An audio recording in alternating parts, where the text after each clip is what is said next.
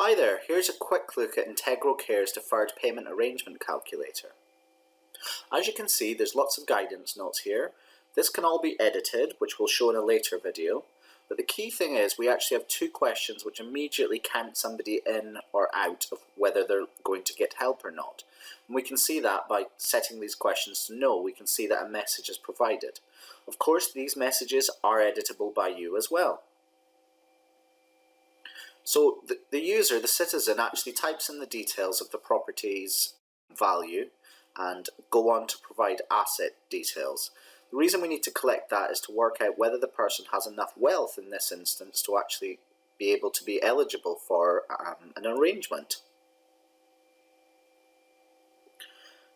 So they provide information concerning their assets, their weekly income, how much they're likely to be charged at the care home, and then also details on how much they are going to keep of their income on a weekly basis.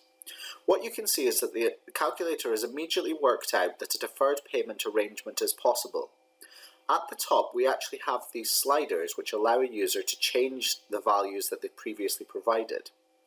Within here, we can see the total costs of care for the period that it's expected that they would need to pay for it, and we can also see the weekly costs and how those are comprised.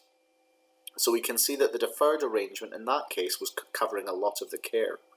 We can see the charges and interest, so we can see that the arrangement is nowhere near the level of interest that they're going to be charged.